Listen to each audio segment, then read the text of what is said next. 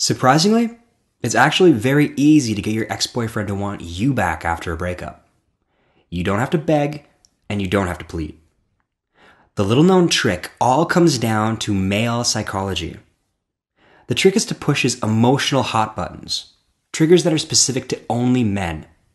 He'll literally come crawling back like a little puppy dog, begging for another chance. If you had that kind of power over your man, how sweet would that feel? This presentation will reveal to you secrets most women will never know about men.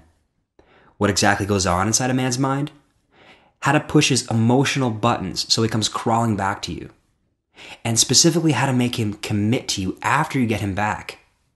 Now, this free presentation won't be up for long, so make sure you watch it all the way through.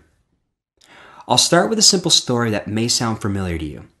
I call it Beth's breakup. Beth hardly slept since her breakup 3 weeks ago. That empty feeling of nothing beside her kept Beth from falling asleep at night. And when she woke up in the morning, the sudden realization that he was gone came flooding over her. Every morning the same thing. She really felt this guy was the one. It was torture. In desperation, she finally came to me.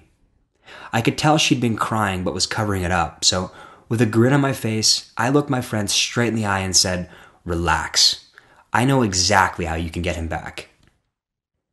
You see, Beth came to me because of my unique expertise when it came to breakups.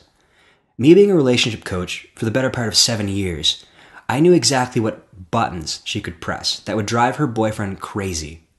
Triggers specific to men that would make her ex-boyfriend come back to her, on his knees, begging for her to take him back. Beth relaxed a bit after hearing my reassuring words and told me she could sense something was wrong for the past few weeks leading up to the breakup, but she didn't do anything about it. She could literally feel him slipping away from her. Little by little, he drifted further and further away, giving her less and less attention. She had no idea what to do. He stopped calling her as much. He stopped looking at her in the same way. He started openly flirting with other women. He no longer gave Beth the attention he did when they first started dating. This all went on for about 2 months, driving poor Beth crazy wondering why. And then, seemingly out of nowhere, he drops those 4 little words that made Beth's heart do somersaults. "We need to talk." When they went out for coffee, Beth was pretty nervous. She could sense what was coming. She knew they were having problems, but she never guessed it would come to this.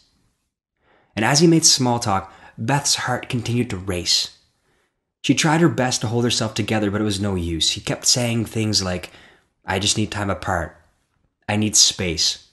It's not you, it's me. Things just aren't the same anymore. We can still be friends."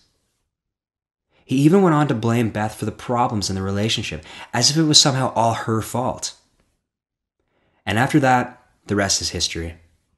You already know how it ends because it literally just happened to you. And just like my friend Beth, you're going to need my help. So continue watching for my clever little solution. We'll get to that in just a sec. What if I told you you could easily take the pain of rejection that you're feeling right now and transfer it onto your ex-boyfriend? How quickly do you think he would come crawling back to you if he was the one feeling the kind of pain you are right now? Here's a simple truth.